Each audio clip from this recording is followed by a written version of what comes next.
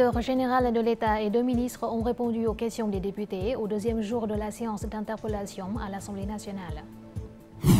En 5 mois, l'indice des prix à la consommation a augmenté de 4,03% en glissement annuel. La maîtrise de l'inflation durant toute l'année semble être un défi. Découverte d'un projet à but non lucratif dirigé par des jeunes hanoïens aidant les expatriés à explorer la culture vietnamienne à travers la langue vietnamienne.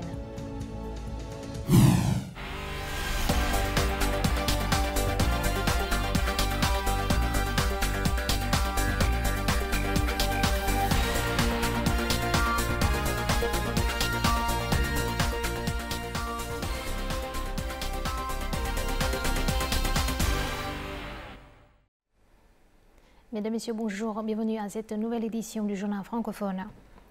Poursuite aujourd'hui de la séance de questions-réponses dans le cadre de la 16e session de l'Assemblée nationale 15e législature.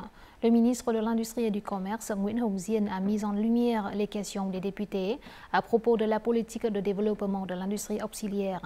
Selon le ministre, après 6 ans de mise en œuvre du programme de développement de l'industrie auxiliaire pour la période 2016-2025, certains progrès ont été réalisés. Par exemple, les composants métalliques répondent à 85% ou 90% des besoins de production de motos. Pour l'industrie du textile, de l'habillement et de la chaussure, les entreprises locales répondent à 40% ou 45% des besoins. Cependant, le ministre a reconnu que certains produits sont en dessous de l'objectif global, comme l'électronique, les technologies de l'information, les télécommunications et l'électronique spécialisée. Nguyễn Hồng Diên a souligné l'importance de compléter les politiques pour stimuler le développement des industries de soutien.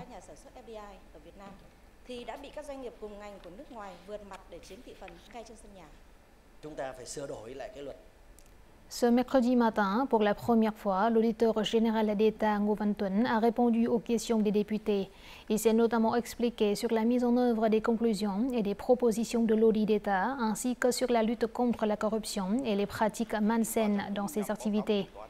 Ngô Văn Tuấn a également répondu aux questions des députés sur le rôle de l'audit dans la détection rapide des infractions et dans la formulation des recommandations pour augmenter les recettes et réduire les dépenses, contribuant ainsi à réduire les pertes des finances publiques.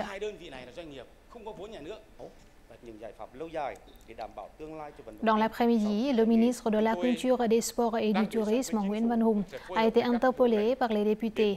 Les questions portaient sur la sélection et l'entraînement des sportifs et des artistes, ainsi que sur la mise en œuvre des mesures pour stimuler le tourisme en 2024 et les années suivantes, notamment les solutions pour développer les circuits nocturnes.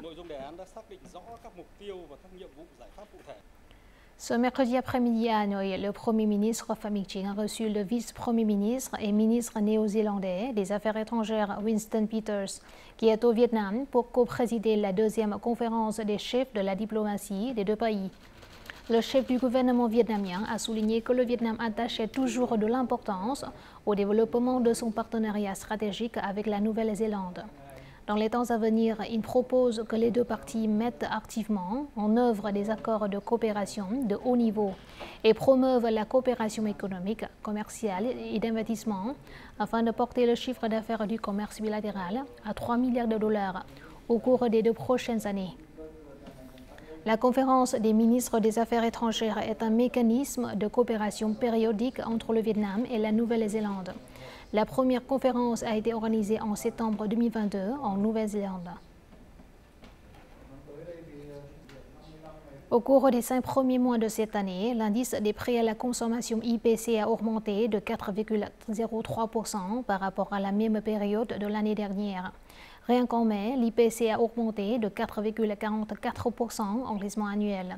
À ce rythme, les experts craignent qu'il soit difficile de maîtriser le taux d'inflation de cette année en dessous de la barre des 4,5% qui est l'objectif fixé par l'Assemblée nationale. Toutefois, les organismes compétents affirment que cette évolution de prix s'inscrit toujours dans le cadre du scénario de réponse à l'inflation. Tout de suite, les détails. Sur les marchés résidentiels, 1 kg de viande de porc coûte 20 000 dong plus cher qu'avant le nouvel an lunaire. En moyenne, un Vietnamien consomme environ 2,5 kg de viande de porc par mois.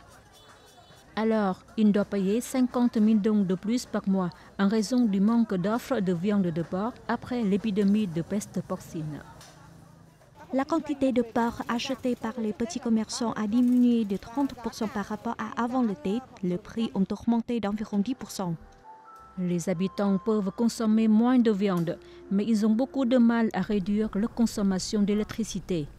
Lors des jours de pointe du mois de mai, la quantité d'électricité consommée par jour a dépassé le milliard de kilowattheures, ce qui a fait grimper les coûts de l'électricité ainsi que l'indice des prix à la consommation.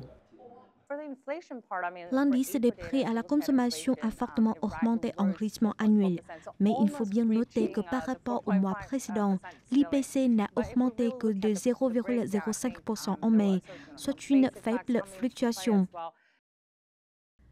L'Office général des statistiques a élaboré 3 scénarios d'inflation avec des hausses de l'IPC prévues respectivement de 3,8%, de 4,2% et de 4,5%. Dans chaque scénario, les pressions sur les prix nationaux et étrangers sont prises en compte. À partir du 1er juillet, le salaire de base augmentera. Cela pourra affecter l'indice des prix à la consommation. De plus, les prix mondiaux de l'essence restent imprévisibles en raison des conflits. Plus récemment, en réponse à la directive du Premier ministre, les maisons d'édition ont annoncé une réduction du prix des manuels scolaires de 10 à 15% afin de contribuer à réduire les pressions inflationnistes.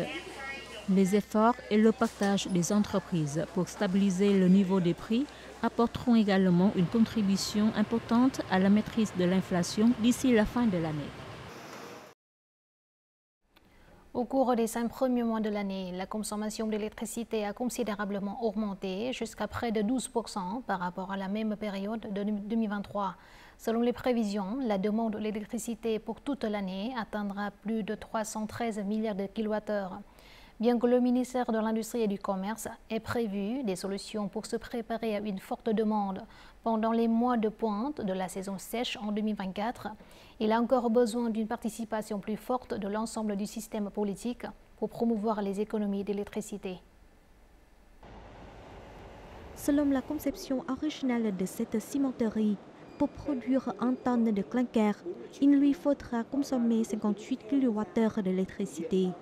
La facture d'électricité pour la production de cette entreprise atteint près de 1 000 milliards de dollars par an. Cependant, en utilisant la chaleur excédentaire de la chaîne de production de ciment pour produire de l'électricité, l'entreprise peut économiser près de 40% sur ses coûts d'électricité chaque année.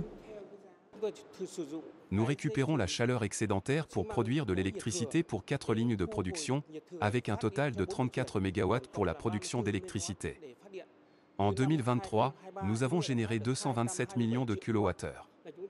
En termes d'argent, nous avons récupéré 14,5 millions de dollars d'électricité grâce à la production de chaleur excédentaire. Quant à cette entreprise, en participant de manière proactive au programme d'ajustement de la charge électrique, tout en déplaçant la production des heures de pointe quotidiennes vers les heures creuses, l'entreprise dispose d'un plan de régulation de production plus optimal. Grâce à la coopération du secteur électrique local, notre usine fonctionne de manière sûre et stable. Nous sommes conscients qu'il s'agit d'un programme qui nécessite la coopération des entreprises et des investisseurs étrangers pour contribuer à réduire la charge sur le réseau électrique. La directive numéro 20 du Premier ministre énonce clairement les solutions et les objectifs pour chaque groupe de clients. Pour les entreprises manufacturières dont la consommation d'électricité est égale ou supérieure à 1 million de kilowattheures par an, elles doivent se fixer un objectif obligatoire d'économiser 2% d'électricité sur chaque produit fabriqué, soit 2% de la consommation totale d'électricité pour toute l'année. Le rapport sur l'équilibre entre l'offre et la demande d'électricité montre que d'ici 2025, la pénurie d'électricité pourrait atteindre plus de 27 milliards de kilowattheures.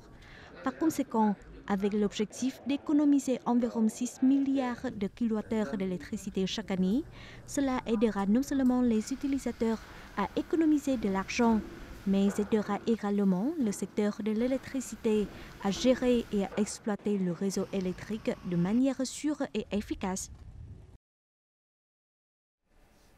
Le fruit du dragon est actuellement l'un des 5 principaux fruits exportés du Vietnam vers l'UE, mais les exportations de ce fruit risquent d'être temporairement suspendues si sa qualité n'est pas améliorée. Selon les informations de la Commission européenne, à partir de juillet prochain, les expéditions de fruits du dragon seront soumises à une fréquence d'inspection accrue en raison des risques d'infection bactérienne et des résidus de pesticides qui restent élevés par rapport à la réglementation européenne. Cela aura un impact significatif sur les entreprises produisant et exportant des fruits du dragon du Vietnam. Chaque année, cette entreprise fournit au marché environ 20 000 tonnes de fruits du dragon. 90% de la production est exportée vers des marchés tels que l'UE, les États-Unis ou le Japon.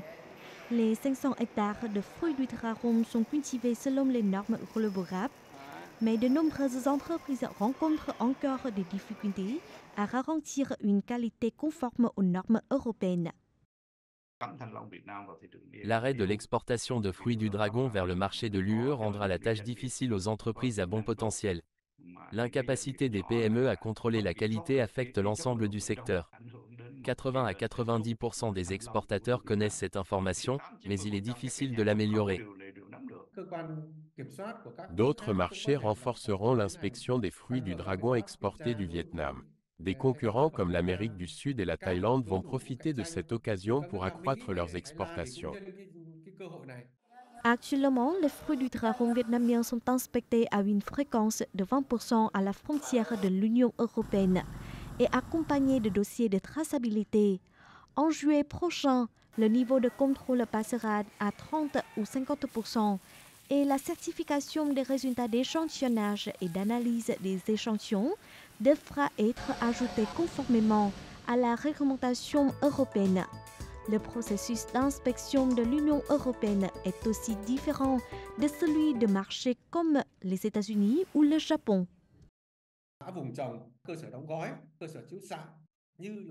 L'UE n'applique pas de préinspection des codes de zone de culture et de l'irradiation comme les États-Unis. Elle prête attention à l'inspection postérieure, qui consiste à vérifier la présence de résidus de pesticides sur les produits.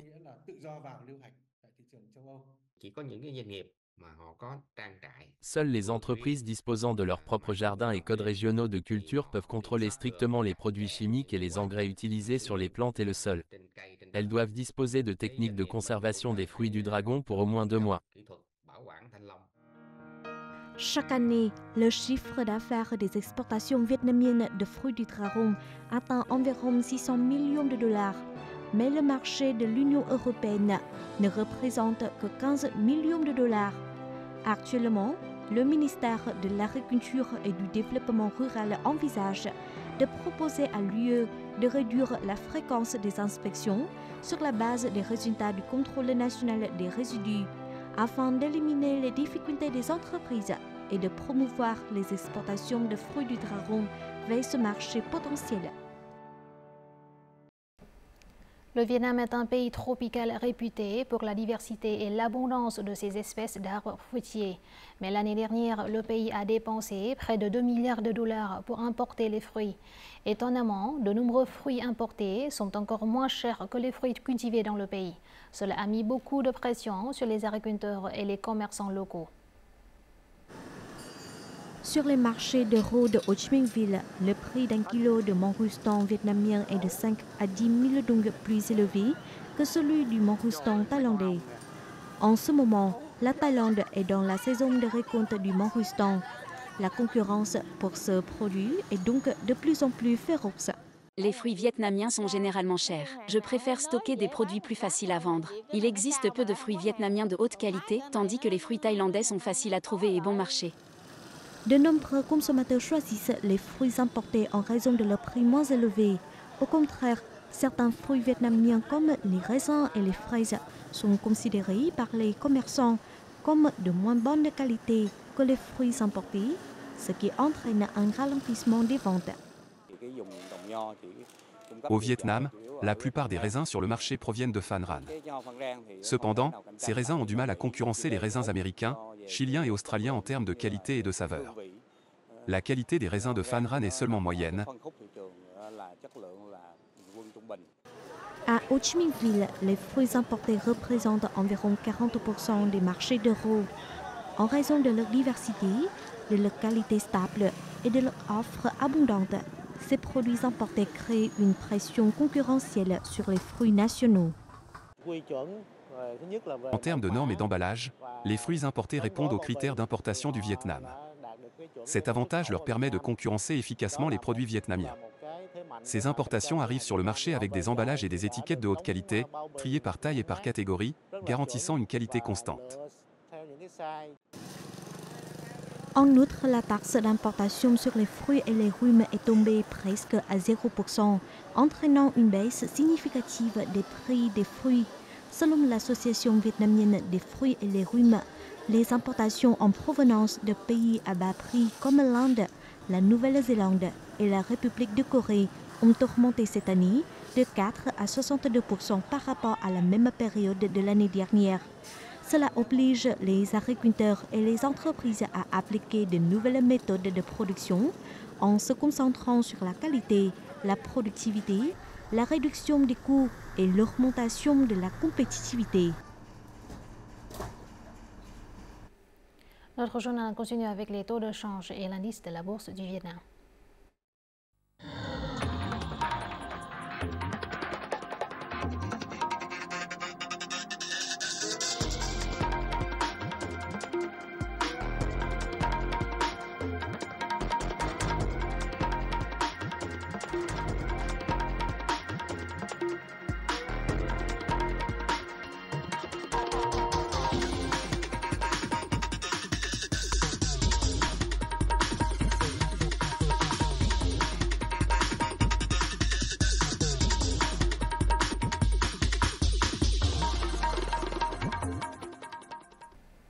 Certaines provinces du Vietnam ont lancé aujourd'hui des activités en réponse à la journée mondiale de l'environnement le 5 juin.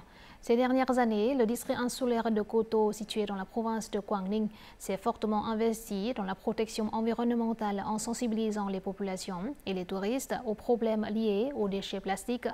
Afin de faire du tourisme un secteur économique clé, les autorités locales et les habitants s'efforcent de traiter les déchets plastiques et de trouver des solutions pour réduire la pollution environnementale sur l'île.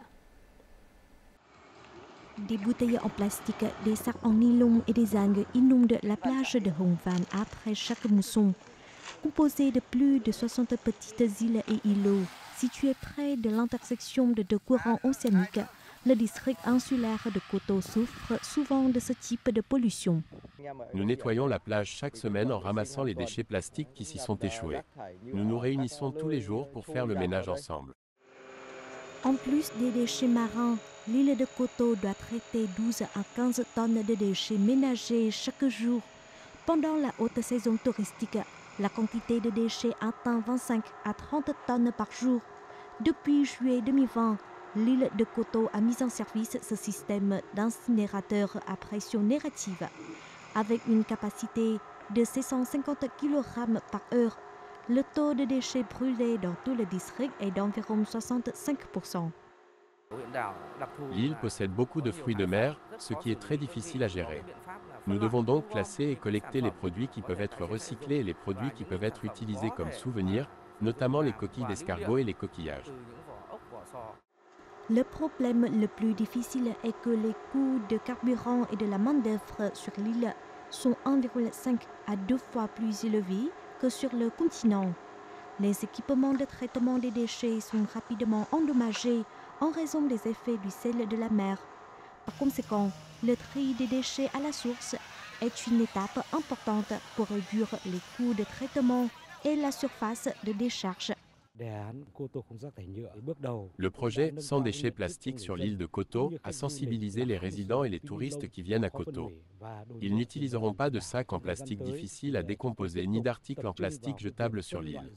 À l'avenir, nous nous concentrerons sur le tri des déchets à la source.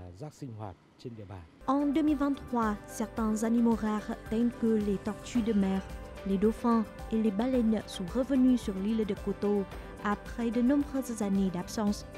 L'environnement marin est régénéré, contribuant au développement de l'île vers une écologie plus saine. La compagnie aérienne Vietjet a inauguré mardi son premier vol au départ de Hanoï et à destination de Melbourne en Australie. Il s'agit de la 6e ligne aérienne vers l'Australie exploitée par Vietjet.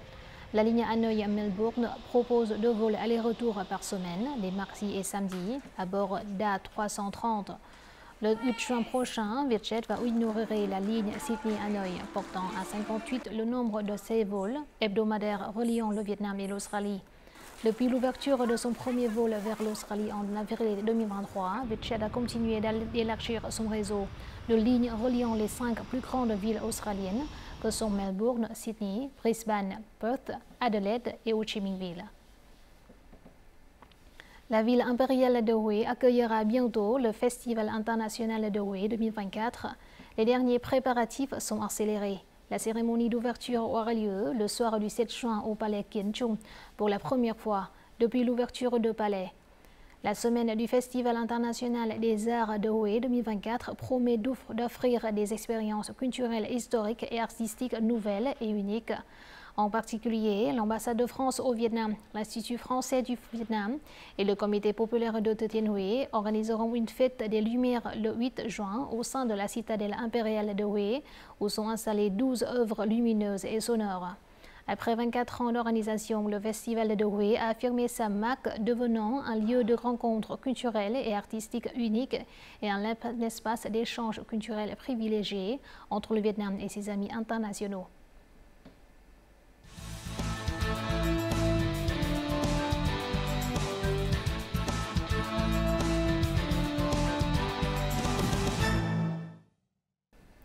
Imaginez découvrir la culture vietnamienne en tant qu'expatrié, mais entièrement à travers la langue vietnamienne. Au-delà de l'apprentissage du vietnamien à travers des manuels scolaires, il est possible d'en apprendre davantage sur la langue et la culture locale à travers des expériences pratiques telles que la fabrication du bánh mì, l'emballage du gâteau Trưng traditionnel ou l'œuvre d'encens dans les temples anciens.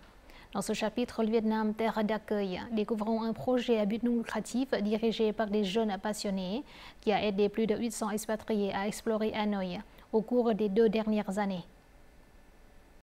Xin chào cả nhà, tôi là Adam. Xin chào các bạn, tôi tên là Edgar.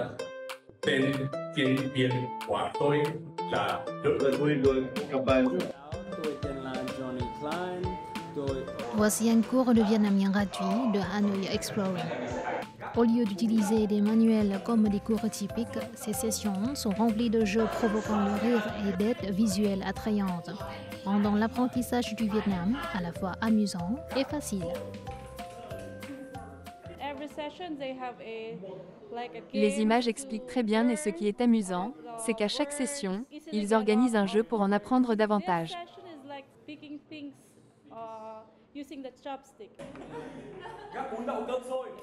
Cette section, par exemple, c'est comme choisir des objets en utilisant des baguettes. Par exemple, dites comme, vous obtiendrez comme. Ce cours améliore beaucoup mon vietnamien, car non seulement on apprend quelque chose, mais il y a aussi des jeux. C'est vraiment bien pour nous faire aimer la leçon. Ce type de cours de langue pour expatriés à Hanoï a attiré plus de 800 étudiants au cours des 2 dernières années. De jeunes volontaires vietnamiens organisent avec dévouement 3 cours chaque samedi. Ils proposent un cours gratuit de 6 sessions pour doter les expatriés de connaissances de base en langue vietnamienne. Nos cours de vietnamien couvrent des sujets de base, notamment les salutations, les chiffres, les pays, les professions, les loisirs et les sentiments. Nous essayons de compiler des cours simples afin que les débutants puissent les apprendre et s'en souvenir immédiatement pendant la leçon. Apprendre le vietnamien est vraiment intéressant car c'est vraiment amusant. Nous mémorisons une grande partie du vocabulaire. J'ai appris à donner des directions, à commander de la nourriture, à dire bonjour et à faire des choses générales. Juste les connaissances essentielles pour demander le nom ou l'âge de quelqu'un. En tant qu'organisation à but non lucratif, nous sommes confrontés à des contraintes financières lors de la gestion des cours. Malgré ces défis, nous poursuivons le projet pour aider les expatriés à intégrer plus facilement leur vie au Vietnam. Les amis étrangers peuvent subir un choc culturel en arrivant au Vietnam. Ce projet va au-delà de l'enseignement de la langue vietnamienne. C'est un pont pour favoriser les amitiés et faire découvrir les cultures vietnamiennes et internationales. Diverses activités culturelles ont été organisées au cours des 2 dernières années, notamment les célébrations du Nouvel An lunaire, de la fête de la mi-automne et du Noël.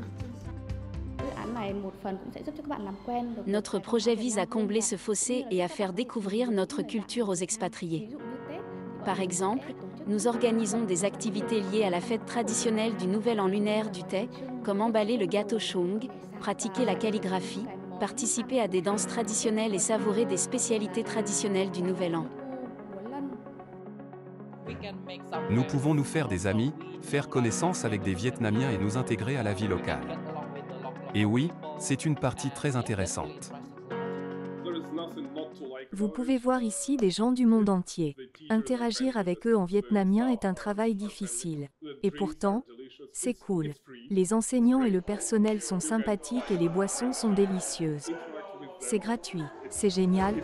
Non, ils font un travail incroyable. Je ne peux pas les remercier assez. Avec ses bénévoles vietnamiens dévoués, Hanoi Exploring favorise les amitiés et une exploration partagée de la langue et de la culture. Cette approche crée une impression positive sur les amis internationaux, mettant en valeur la riche culture du Vietnam et l'hospitalité de son peuple.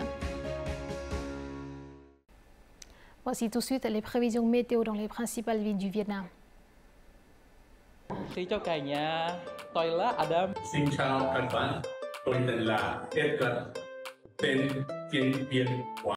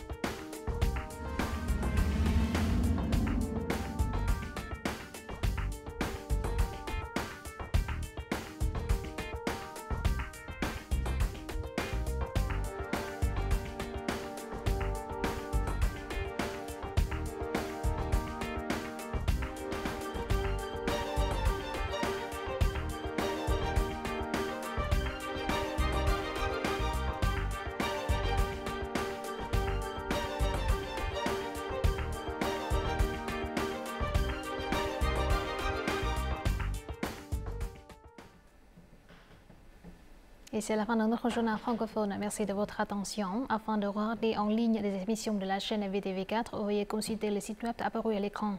Vous pouvez aussi télécharger l'application VTV4 sur App Store ou Google Play. Au revoir et à la prochaine.